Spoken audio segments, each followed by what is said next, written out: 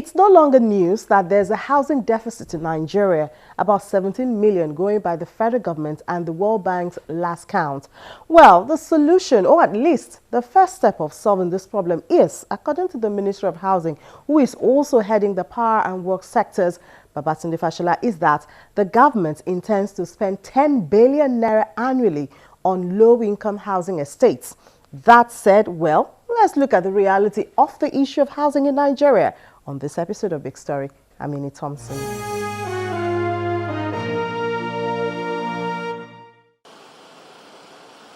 The need and availability of good quality houses define the landscape of various states in Nigeria. In some parts, there's a picture of comfort and affluence. These areas could be called wealthy. And in other areas, the looks are not so comfortable, but albeit available, because there are cases of lack of it. Adetoye Adesanya, a resident of Lagos State, is one of those who has suffered the consequences of insufficient housing. He says he and about 100 of others paid for some apartments in 2008. They were later to discover that the same apartment had been paid for by many others. People started fighting, killing themselves and stuff like that. OPC intervened to the issue. So some of us were driven out and we couldn't get our apartment according to what we paid for.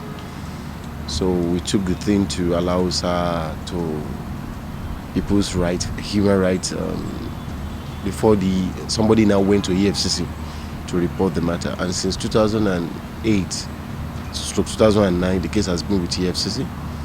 We've gone through court processing at High Court in Ikeja. These are the cases that were topmost on the mind of the minister in charge of housing, Babatunde Fashola, when he promised that he plans to construct 40 blocks of 12 flats per block in each state of the country. He, however, asked that states have to make available 10 hectares of land for the project.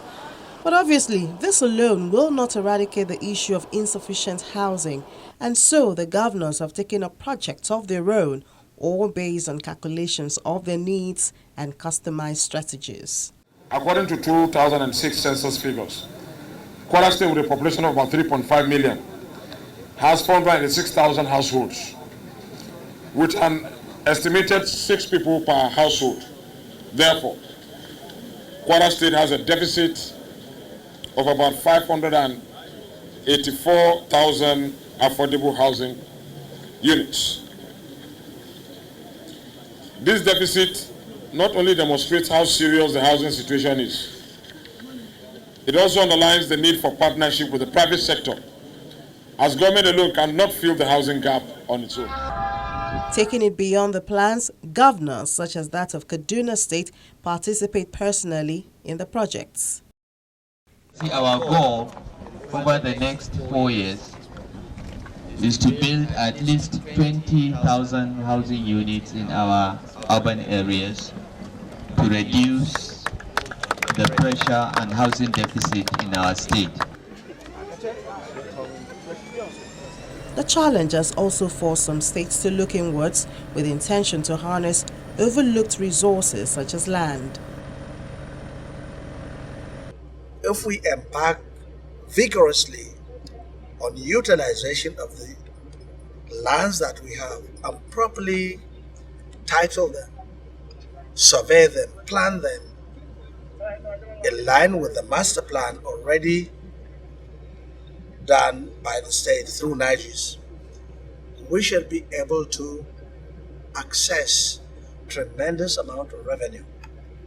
But not until some other aspect of jobs are done. That is why we have taken this aerial survey of all the areas that are available for this purpose. The good old approach of mortgage is what Lagos State has chosen to embrace to deal with its over 2.2 million deficit handled by the Mortgage Board. Lagos Mortgage Board is a board that oversees the pre-qualification and qualification of applicants.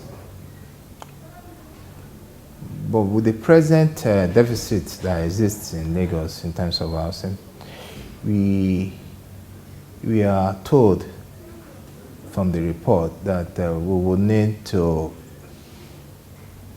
go into active construction of houses.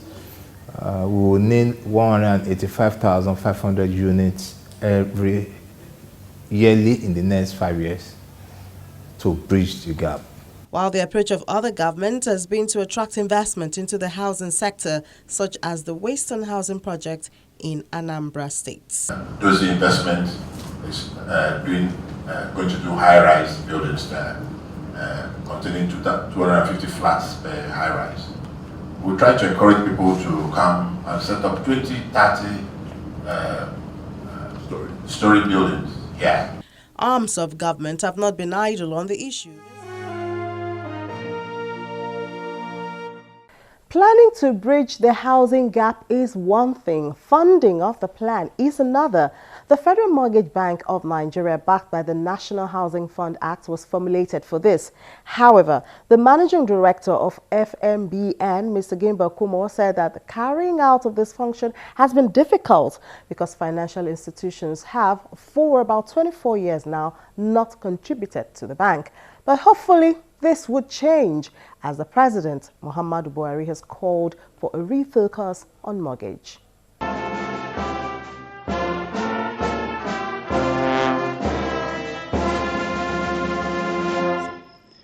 Mortgage institutions achieving affordable housing for all Nigerians will require the development of strong and enduring mortgage institutions with transparent processes and procedures.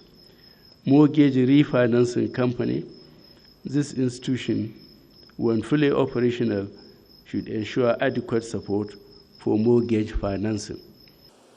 Even industry players agree that there's yet a lot to be done. This is work in progress. The important thing is that the sector is changing. The sector is providing more access to housing finance, both in the area of construction finance and mortgages. And we might not be where we intend to be, but we're making progress. Previously, you hardly can walk into any organization, any mortgage institution, primary mortgage institution, as it were, as they were known then, to get a 5-year mortgage, to get a 10-year mortgage. Most of those institutions were really not properly capitalized to be able to provide long-term funding, which is the basic driver for mortgage provision.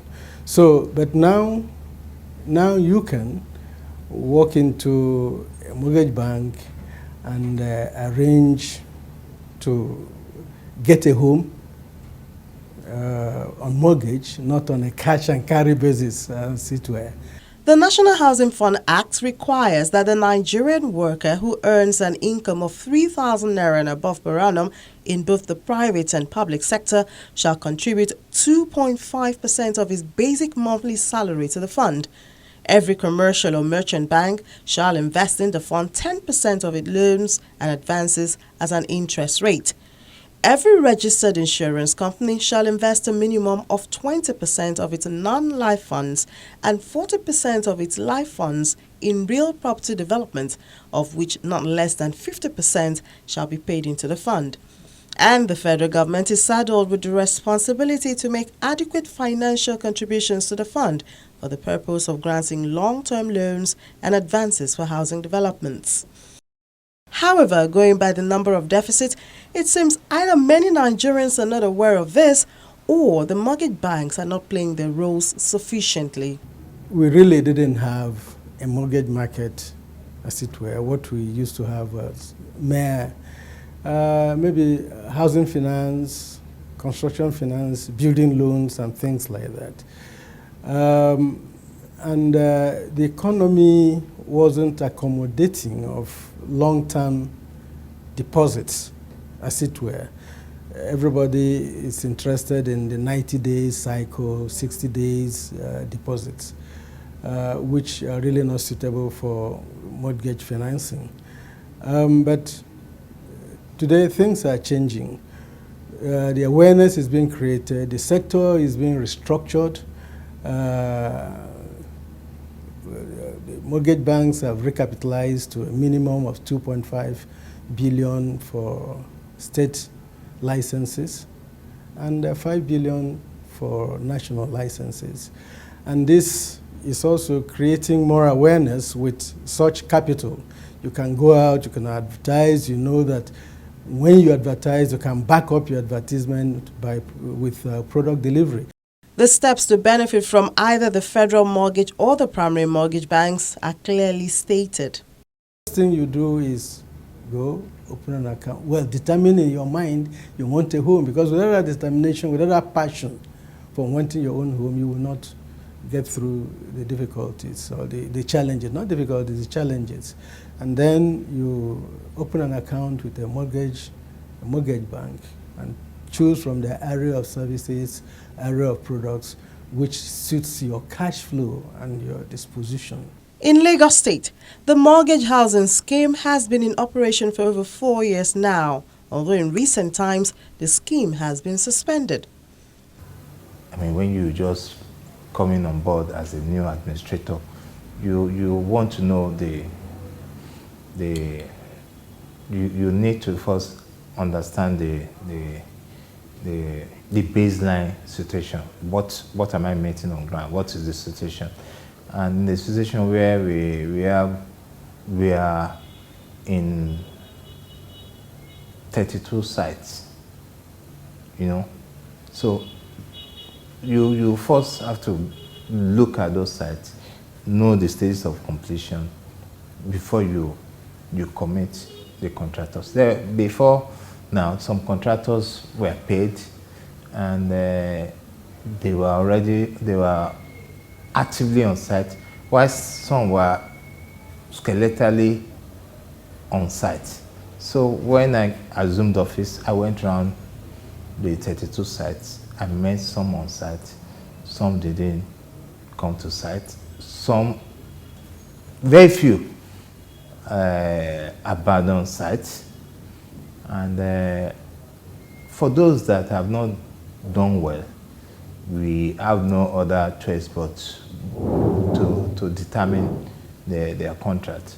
But for those that have done extremely well, we continue with them. The case in point is that of Mushin, the Mushin estate. We had issue with 2 contractors, but they have been mobilized. If you go to Mushin now, they are there, and I will be meeting the allottees in another few days on site. And so the government says the mortgage scheme will be supported with the rent-to-home scheme. With the rent-to-home policy, what you need to commit in terms of fund is less than 5%.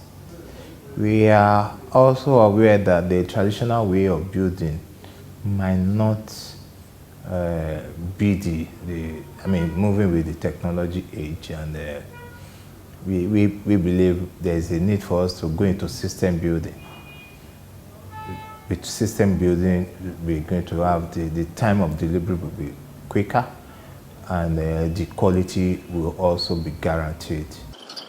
With these plans, the Lagos State government attempts to put the mind of Nigerians at rest, as many have expressed a fear of affordability, even in the cases where housing projects have been termed low cost.